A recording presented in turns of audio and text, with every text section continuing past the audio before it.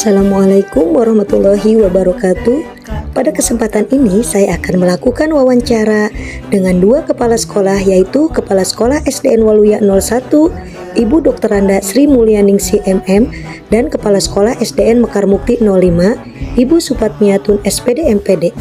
Kali ini saya akan wawancara untuk mendapatkan sebuah wacana tentang praktik pengambilan keputusan yang selama ini dijalankan, terutama untuk kasus-kasus yang dimana nilai-nilai kebajikan saling bersinggungan, atau untuk kasus-kasus dilema etika. Selamat menyaksikan.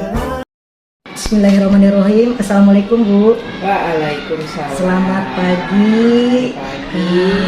Semoga di pagi ini kita sehat selalu ya Bu ya. Amin. Nah Bu, di sini saya mau menanyakan tentang kasus-kasus yang terjadi di sekolah Ibu tentang dilema etika atau bujukan moral. Nah, selama ini bagaimana Ibu dapat mengidentifikasi kasus-kasus yang merupakan dilema etika nih atau bujukan moral yang pernah terjadi di sekolah Ibu? Banyak sekali kasus-kasus di sekolah.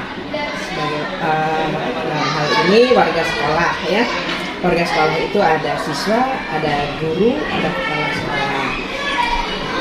Dari siswa pun banyak ya kasus-kasus, namun dalam penyelesaiannya kalau kasus dari siswa itu lebih pada tindakan preventif atau kuratif ya. Kan tapi kalau kasus yang menyangkut guru itu akan bermuara pada satu keputusan ya. Ada beberapa kasus ya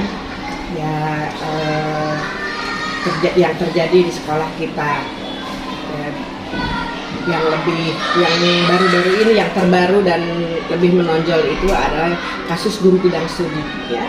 Ada dua kasus guru bidang studi agama dan kasus bidang studi olahraga. Nah kalau yang ditanyakan oleh Bu Haji Masitoh tadi adalah kasus yang sifatnya benar dan lawan benar ya, lawan benar. Kemarin Pak Heru guru olahraga di sekolah kita kan itu dia memohon izin kepada ibu untuk melaksanakan pelatihan wasitnya, dan hal itu akan dilaksanakan selama 1 bulan. Pada waktu itu ibu belum bisa memberikan jawaban karena ini menyangkut pada kondusif sekolah kita. Jika memang kalau sepenuhnya Pak Heri itu melaksanakannya dalam 1 bulan full ya. Nah ketika itu Pak Heru saya tanya, Pak Heru ini 1 bulan itu full atau full dari pagi sampai sore itu pelaksanaannya, atau hari-hari tertentu selama 1 bulan akan dilaksanakan pelatihan itu. Nah beliau mengatakan tidak sebulan full Bu, nanti akan meninggalkan, tapi jikalau ada waktu kosong dan mengingat jarak dari sekolah ke tempat itu juga cukup jauh ya, jadi sebenarnya bisa sih diinikan, tapi memerlukan kos yang lumayan lah dari Cikarang ke Jakarta. Nah, ibu tidak waktu itu belum memberikan keputusan. Karena perlu musyawarah juga. Intinya bagi ibu, siapapun yang akan mengembangkan diri itu ibu izinkan, dipersilahkan, selama hal itu bisa dikondisikan secara kondusif, baik kondisi antar Pak Heru dengan teman-teman, juga kondusif supaya anak juga tetap belajar olahraga. Nah tentunya hal ini kan perlu juga kerjasama dengan sesama guru ya. Nah, ketika itu yang pertama ini adalah memang ibu tidak ingin menghambat siapapun guru yang ingin mengembangkan diri. Yang penting tugasnya dapat diatasi sehingga menimbulkan situasi yang kondusif ya, baik dengan guru maupun dengan siswa. Mungkin seperti itu. Nah, berarti dalam kasus Pak Heru itu di situ ada dilema etika ya Bu ya? Iya. Dilema etikanya Iya. benar lawan benar ya. Ibu, komitmen ibu tidak akan melarang siapapun yang akan mengembangkan diri. Namun di sisi lain Pak Heru juga mempunyai kewajiban untuk melaksanakan tugasnya sebagai guru olahraga. Nah, iya. Berarti selama ini Bu, bagaimana Ibu menjalankan pengambilan keputusan di sekolah Ibu, terutama untuk kasus yang Pak Heru tadi Bu. Nah, di mana ada dua kepentingan ya Bu ya, yang sama-sama benar atau sama-sama mengandung nilai kebajikan. Di sisi lain Ibu mengizinkan Pak Heru untuk ikut pelatihan wasit, tapi kelasnya itu harus kondusif. Nah, bagaimana Ibu menjalankan pengambilan keputusan tersebut? Kita kembali lagi kepada hakikat kita bahwa kita adalah makhluk sosial. Antara satu individu dengan individu yang lain itu saling membutuhkan. Walaupun mungkin waktunya tidak bersamaan ya. Di suatu saat pasti semua orang itu mempunyai kepentingan atau mempunyai kebutuhan yang kaitannya dengan orang lain ya. Jadi kita di sini lebih mengutamakan azas kekeluargaan, kekompakan, kebersamaan ya. Kalau secara kedinasan mungkin izin selama 1 bulan, walaupun izin 3 hari berturut-turut saja sudah sudah kena. Namun di sini yang sangat diperlukan adalah azas kekeluargaan tadi ya, sesama teman dan pada akhirnya bahwa manusia itu adalah makhluk sosial seperti itu. Nah Bu, langkah-langkah atau prosedur seperti apa yang Ibu biasa lakukan untuk menyelesaikan kasus Pak Heru tadi Bu? Nah terus nilai yang bertentangan dengan kasus ini ya, apakah Pak Heru itu bertentangannya dengan kasus ini tadi apa? Yang bertentangannya mungkin dengan kewajiban dia meninggalkan tugasnya. Nah ini kan perlu rasa kekeluargaan dengan sesama. Terus siapa saja nih Bu yang terlibat dalam kasus itu? Ya tentunya kita juga harus memberikan pengertian kepada guru yang lain supaya memahami bahwa ya tadilah bahwa kita juga suatu saat akan mungkin memerlukan orang lain. Nah terus yang ketiga Bu, fakta-fakta yang relevan dengan situasi tersebut. Itu udah otomatis ya Pak Heru meninggalkan. Ya meninggalkan, tapi dalam kenyataannya tidak full 1 bulan ya. Manakala dia tidak ada kegiatan di sana, Pak Heru pulang ke sini mengisi. Jadi jangan sampai dia juga memanfaatkan karena sudah diberikan izin, ada waktu luang dia nggak mau datang. Tapi kemarin itu memang Ibu lihat ya ketika dia ada peluang dia datang ke sekolah. Berarti dalam kasus Pak Heru Bu, adakah pelanggaran hukum Bu yang dia lakukan atau pelanggaran kode etik juga? Nah itulah seperti kalau misalnya menurut aturan itu kan yang tadi dikatakan itu sebenarnya sudah tidak ini, tapi itu tadi lah yang ada kekeluargaan, yang ada pengertian satu sama lain lah. Nah, kemudian dari pengujian paradigma benar lawan salah, kalau Pak Heru itu berarti dari apa Bu paradigmanya Bu? Rasa keadilan berarti ya, rasa keadilan lawan rasa kasihan gitu ya. Ya dalam hal ini kita yang tadi memerlukan kesadaran dari teman-temannya ya. Ya walaupun tidak jarang juga Ibu mendengar guru yang ada yang manusia tidak sama. Tapi setelah diberi pengertian bahwa kita juga nanti bakal memerlukan orang lain. Kita saling menutup aja. Yang penting tugas Pak Heru itu bisa dihandle sehingga menciptakan situasi yang kondusif. Nah kemudian langkah yang ke-7 Bu, langkah yang ke-6 dulu, melakukan prinsip resolusi. Nah berarti prinsip resolusinya itu di hasil akhir ya Bu ya. Di hasil akhir berarti kelasnya bisa kondusif seperti itu. Ya terjalin kerjasama yang baik. Terjalin kerjasama yang baik. Timbul rasa kekeluargaan. Nah, kemudian Yang ketujuh, langkah yang ketujuh itu investasi opsi dilemanya Bu, bagaimana tuh caranya Pak Heru tadi meninggalkan kelas selama 1 bulan itu diinfal oleh siapa? Iya, itu tadi ketika kita dihadapkan oleh permasalahan ini, sementara memang kita kekurangan guru olahraga, sehingga guru olahraga itu cuma Pak Heru, dan Pak Heru ya tadi ada pelatihan. Sementara hal itu jadi situasinya ini kan oleh guru kelas. Guru kelas ya.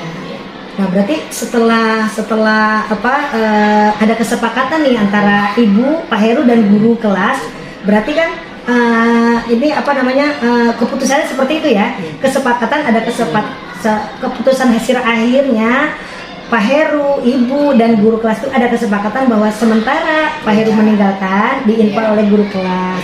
Nah kemudian cara Ibu ini nih merefleksi. Nah merefleksinya bagaimana nih? Melihat ke itunya ke depannya. Dari kalau refleksi itu kan melihat ke belakang dulu ya kita ya. Ya dari pengalaman yang sudah-sudah ya.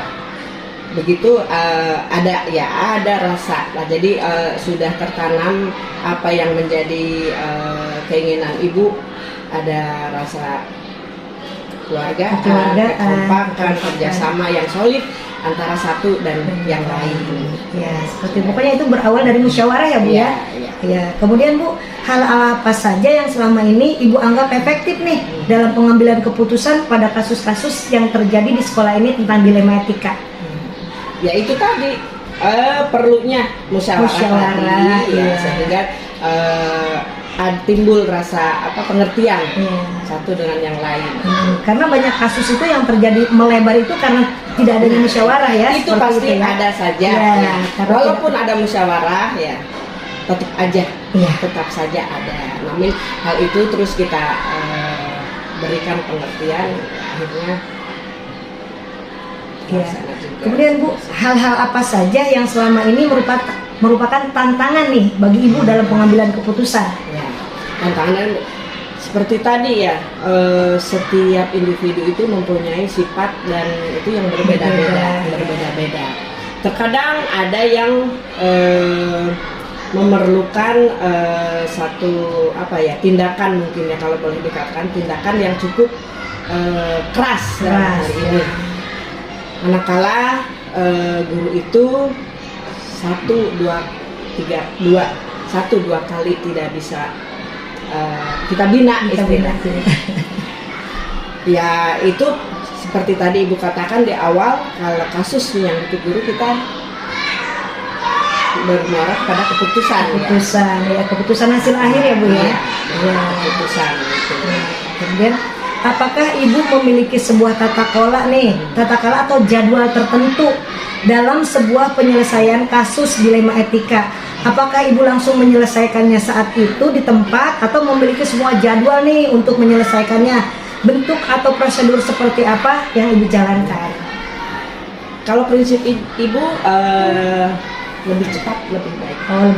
Lebih cepat lebih baik. Tidak perlu dijadwalkan ya. Karena kalau memang kasus itu urgen, segera kita ini. Ya, walaupun dalam pelaksanaannya kita perlu tahapan. Ya. Berarti kalau dijadwalkan sepertinya Bu, dari kata itu kalau kita jadwal sebenarnya kita mengharap ada kasus ya, seperti itu. Ya pasti selalu ada kasus itu. Namun bagaimana kita menyikapinya? Apakah itu kasus itu dianggap berat atau ringan, itu tergantung. Ya. Kemudian adakah seseorang atau faktor-faktor yang selama ini mempermudah atau membantu Ibu dalam pengambilan keputusan? Ya itu tadi, dalam pengambilan keputusan pun Ibu tidak menginginkan kehendak Ibu sendiri. Artinya kita juga meminta pendapat guru-guru yang lain gitu ya, melalui musyawarah lagi ya. Walaupun begitu juga Ibu dalam kegiatan rapat selalu mengingatkan supaya hal-hal yang tidak diinginkan itu tidak terjadi. Baik yang berkaitan dengan kegiatan akademik maupun kegiatan. Kemudian dari semua hal yang telah disampaikan Bu, pembelajaran apa yang dapat Ibu petik nih dari pengalaman Ibu dalam mengambil keputusan terutama tentang Pak Heru tadi? Tadi apa? Pengalaman, iya hal ya yang kita petik, pembelajaran yang dipetik dari. Iya ya, tadi yang pertama adalah bahwa kita makhluk sosial, kita memerlukan individu yang lain, ya, saling membutuhkan ya. Keduanya, dalam menghadapi kasus itu tidak semudah membalikan tangan, ya, karena kita akan selalu dihadapkan oleh individu yang berbeda, ya, yang berbeda.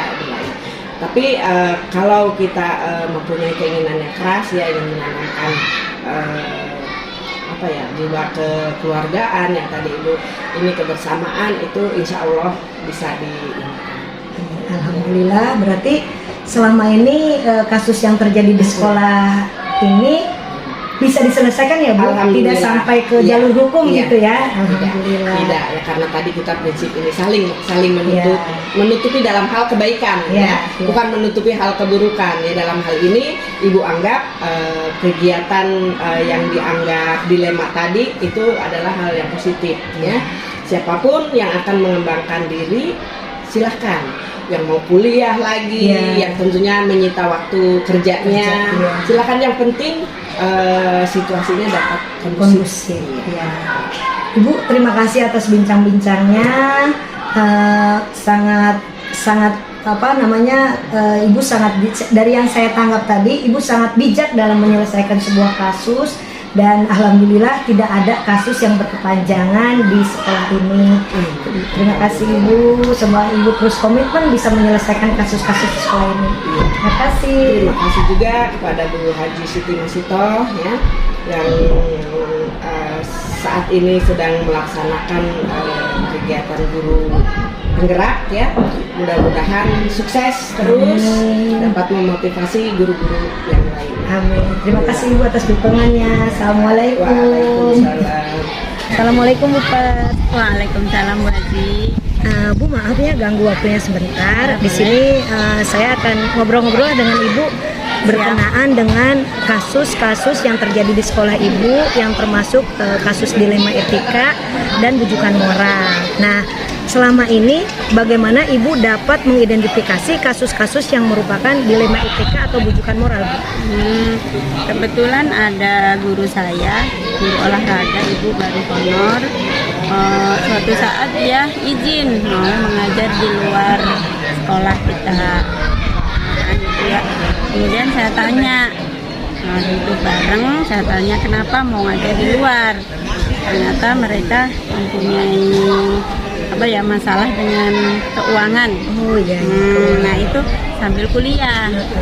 Kemudian saya kasih solusi, kalau Ibu kebijaksanaannya boleh mengajar di luar asalkan selesai jam mengajar wajib di sekolah. Oh, berarti selama ini Ibu itu memberi izin kepada guru tersebut dengan pengambilan keputusannya itu tadi, yang penting di luar jam, ya, betul, seperti itu, dan tidak mengganggu jam wajib. Karena kebetulan di sekolah kami hanya satu rombel Bu Haji, jadi di kelas sorenya masih bisa. Oh iya, berarti bagaimana nih Ibu menjalankan pengambilan keputusan di sekolah Ibu, terutama untuk kasus-kasus di mana ada dua kepentingan yang sama-sama benar atau sama-sama mengandung nilai kebajikan. Nah itu. Ya, yang pertama tadi secara pribadi 4 mata, kemudian kita konfirmasi juga dengan guru-guru lain bahwasanya guru kita ada yang mau mengajar di luar, jadi tolong dikasih ruang gitu ya, tapi dengan catatan mereka bu ini tidak meninggalkan tugas. Akhirnya mereka setuju, nggak apa-apa Bu. Selain meninggalkan tugas Bu, jika ada di sekolah ada kegiatan, pokoknya saya harus mendahulukan kegiatan di sekolah. Kegiatan yang di sekolah inti. Betul. Seperti itu ya Bu ya. Iya. Berarti di situ kan Bu ada dua nilai kebajikan ya, benar lawan benar ya. Berarti Ibu tetap mengizinkan asal di luar jam wajib. Ya. Kemudian kalau ada kegiatan di sekolah harus didahulukan yang sekolah inti, seperti itu ya. Nah, kemudian Bu, langkah-langkah atau prosedur seperti apa nih yang bisa Ibu lakukan selama ini? Yang pertama nih, langkah yang pertama Bu, nilai yang bertentangan dengan kasus tadi apa tuh Bu? Ya, yang jelas bertentangan karena apa? kan itu mah wajibnya di sekolah itu Bu. Iya. Kalau mau keluar berarti bertentangan menurut Iya. saya. Nah makanya bagaimana solusinya? Tapi tetap mengerjakan atau tugas wajib, Iya. tapi kita kan nggak bisa menutup kemungkinan karena setiap pribadi mempunyai kepentingan masing-masing dengan tidak meninggalkan tugas wajibnya. Ya. Kemudian yang kedua Bu, siapa yang terlibat nih dalam situasi kasus seperti yang diceritakan tadi? Ya, kepala sekolah pasti, kemudian teman sejawat pasti, kemudian mereka sendiri Guru yang bersangkutan itu ya. betul. Ya, kemudian fakta-fakta yang relevan dengan situasi tersebut apa faktanya Bu? Faktanya benar Bu, saya lihat gitu ya, beneran dia mah tugas sesuai dengan jamnya. Kemudian Walaupun dia ngajar di kemudian luar pada sekolah saat ya. saya butuh selalu ada. Dia ada. Justru menurut saya karena masih honor ya Bu, justru rajin datang lebih pagi, merasa gitu Iya. bahwasanya saya itu nanti di jam luar ini saya punya tugas lain. iya. Alhamdulillah Ibu. Jadi makanya saya kasih kebijaksanaan. Nah, berarti paradigma benar lawan benarnya itu berarti kepedulian lawan keadilan lawan kasihan gitu ya Bu Iya, ya? ada, ada Bu. Karena Keadilannya- di sisi lain saya pernah seperti itu Oh, gitu iya, kan ya. iya. Jadi gimana dulunya kalau, gitu ya, Bu, kalau ya? terjadi sama saya? saya, Nah, gitu. Jadi intinya jangan sampai mengganggu tugas wajib Bu, tapi bisa loh di luar jam Iya. itu gitu. Karena dia masih membutuhkan biaya untuk kuliah. Nah, berarti di sini keadilannya itu karena ibu ingin memperlakukan adil ke semua guru gitu kan. Kasihannya itu kalau ibu melarang dia untuk di sekolah luar, berarti ibu mengkat ini ya penghasilan dia tambahannya karena dia Terus masih membutuhkan mungkin seperti ini, itu. mungkin kuliahnya juga terhenti karena untuk yang dari sekolah sendiri itu kayaknya tidak memadai mencukupi. Iya. Makanya saya izinkan. Nah, kemudian Bu, untuk prinsipnya, prinsip resolusinya berarti ini ibu melihatnya di berbasis hasil akhir ya. Melihat Betul, hasil akhirnya betul. bagaimana, apakah dia benar-benar melaksanakan tugasnya sesuai dengan tupoksinya seperti Betul, itu Bu. betul, iya betul. Iya. Karena saya lihat benar gitu Iya. ya, nggak mengecewakan Iya. baik saya maupun teman sejawatnya, makanya boleh kita Iya, izinin. iya, Bu. Nah, kemudian investigasi opsi trilemanya Bu, apa cara penyelesaiannya tadi? Itu ya? Iya. Pengganti dia boleh di luar asal dia tidak meninggalkan. Enggak gitu. meninggalkan tugas Bu. Terus udah saya wanti-wanti boleh tidak meninggalkan. Terus yang tadi di sekolah kan sering banyak kegiatan Iya. Ibu. Selain apapun ya Iya, banyak iya, itu harus iya. semuanya berkontribusi. Termasuk dia. Betul, Walaupun dia termasuk punya tugas di luar, Betul. dia utamakan sekolah intinya. Ya, dan seperti benar itu. secara itu betul. Nah, terus berarti keputusan ibu ya itu tadi ya, ibu tetap mengizinkan nih, Tetap. mengizinkan guru tersebut untuk ngajar di luar di sekolah lain, Betul. asal gitu Asal. tadi ya, ya ibu berarti ibu sudah mengambil keputusan yang tepat untuk guru tersebut tanpa merugikan siapapun Tanpa seperti merugikan itu. siapa, tanpa merugikan saya Ibu. Iya. Bahasanya yang ngasih honor bukan saya sih dari Iya. pemerintah, tapi kan wajibnya. Kemudian nggak merugikan guru kelas juga Iya. karena guru kelas pada saat ada jam itu memang ada. Ada, iya. Kebetulan guru bidang studi Ibu. Iya. Oh yang itu. Heeh, Dan yang pasti tidak merugikan anak-anak ya? tidak Bu. Karena Justru dia selalu senang. hadir ya. ada di- Selalu hadir. Kapanpun dia dibutuhkan sama anak-anak hadir. Hadir, iya. Justru emang senang Bu anak-anak tuh. Heeh. Nah, dilihat dari keputusan itu Bu, bagaimana refleksi ibu nanti ke depannya gitu Bu? Refleksi saya sama Ibu, jadi tidak hanya satu guru ini saja, mungkin di semua guru. ya. Refleksi saya gitu, jadi harus adil. Nanti kalau ada guru lagi begitu, kok biarin, nggak usah gini-gini boleh gitu, nggak bisa juga.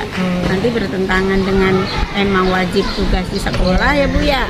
Jadi tetap refleksi saya untuk ke depan sama.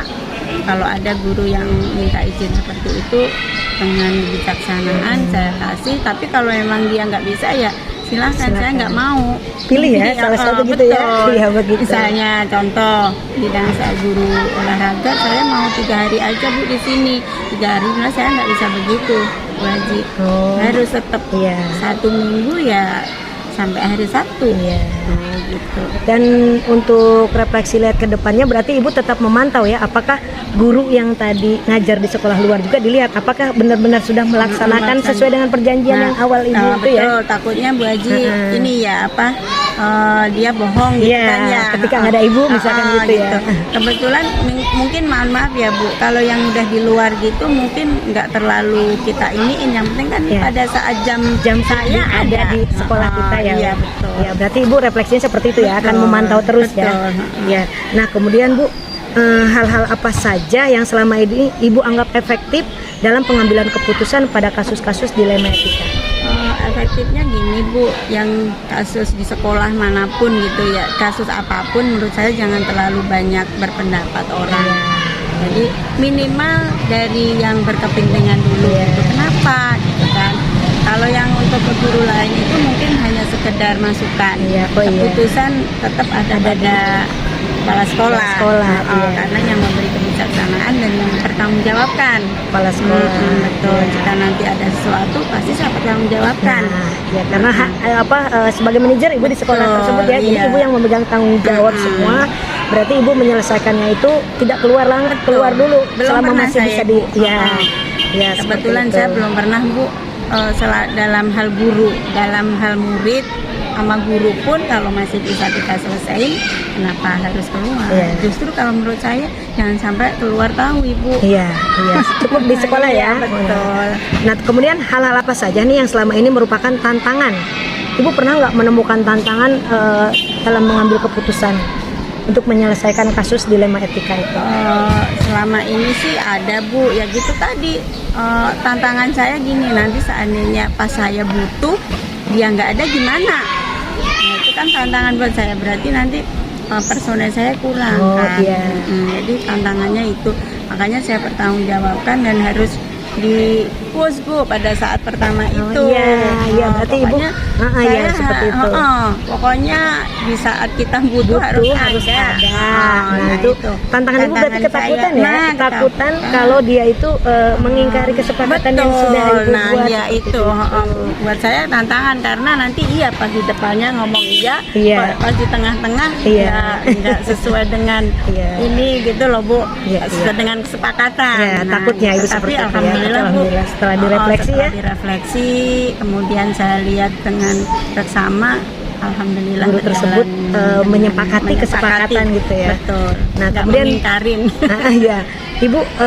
Ibu apakah memiliki sebuah tata kelola atau jadwal tertentu nih dalam sebuah penyelesaian kasus dilema etika? Apakah Ibu langsung menyelesaikannya di tempat atau memiliki sebuah jadwal seperti itu?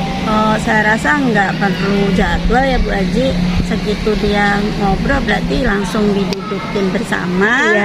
Pada saat itu juga menurut saya selesaikan ya, supaya nggak berlarut-larut. Mungkin yang bersangkutan juga menunggu-nunggu daripada berlarut-larut. Enggak sih Bu, langsung saat itu juga kita selesaikan. Nanti dianya nggak berlarut-larut dan kita bisa mengambil keputusan yang bijaksana. Berarti dia tidak menunggu ya saat itu. Pokoknya dari kasus apapun, bukan hanya kasus yang tadi guru itu ya. Berarti kasus apapun Ibu selesaikan saat betul, itu juga ya. Lebih-lebih kalau ada saya gitu. Kalau misalnya kita lagi tugas luar ya mau nggak mau seperti itu ya. Nah, kemudian Bu, adakah seseorang atau faktor-faktor apa yang selama ini mempermudah atau membantu Ibu dalam keputusan kasus-kasus dilema etika? Ya, secara pribadi sih nggak ada ya Bu, karena kan itu secara teori emang saya nanti yang tanggung jawab. Jadi tetap di saya sendiri. Adapun kalau emang bantu, ya tadi mungkin cuman guru-guru lain memberi masukan, harusnya gini-gini aja Bu. Ini yang lain kan nggak sama tuh di semua orang ya. Jadi keputusannya tetap ada sama saya. Kan tadi sama Bu, guru lain tuh iya Bu, nanti kalau misalnya ada jam kita nggak ada, gitu-gitu kan ketakutan juga ya seperti itu sama ya. Makanya itu keputusan ada sama saya sendiri sih Bu. Berarti belum pernah saya belum pernah ada kasus yang melibatkan orang luar Enggak, gitu ya. belum sih, Cukup Bu. diselesaikan oleh ibu dan guru-guru yang ada Iya, di iya, situ iya, saja. betul. Nah, dari semua hal yang telah disampaikan, pembelajaran apa yang dapat ibu petik nih dari pengalaman ibu mengambil keputusan dilema etika? Banyak ibu sebenarnya, satu persatunya guru itu selalu ada masalah, Masalah, ibu. iya. Tapi kebetulan ibu ini yang ditanya norma etikanya ya, jadi banyak ibu. Masalah keluarga lah, masalah Iya, apa ya. iya. Nah itu pengalamannya, berarti ya itu tadi, berarti anak saya gitu, guru-guru saya itu semuanya punya masalah, tergantung gimana menyelesaikan. Kebetulan kalau ini kan nggak di dalam, Bu, harus keluar. Iya. Ya, nah gitu. Jadi pengalaman, banyak pengalaman sih Iya. buat saya.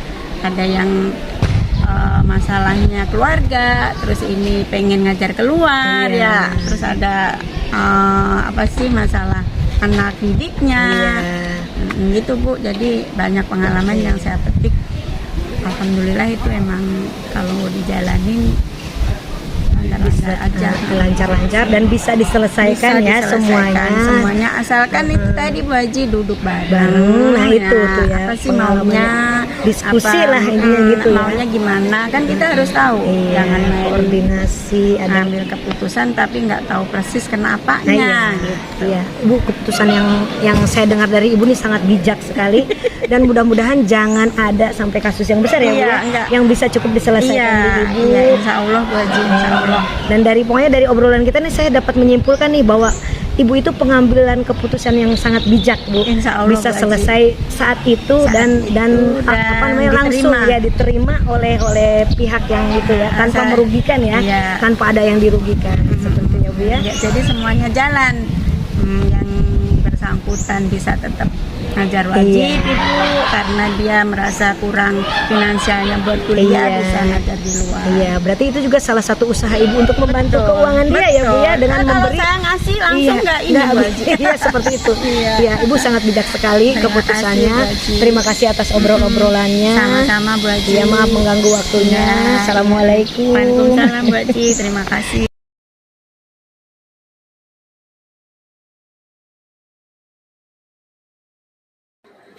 Demikian wawancara saya dengan Ibu Dr. Randa Sri Mulyaningsi MM selaku Kepala Sekolah SDN Waluya 01 dan Ibu Supatmiatun SPD MPD selaku Kepala Sekolah SDN Mekar Mukti 05. Saya ucapkan terima kasih yang tak terhingga untuk beliau yang telah mensupport kegiatan saya. Semoga menjadi pemimpin yang makin amanah sebagai pengambil keputusan dalam meningkatkan kinerja guru di sekolah, yang pada akhirnya berpengaruh kepada mutu pendidikan yang didapatkan murid-murid di sekolahnya. Wassalamualaikum warahmatullahi wabarakatuh.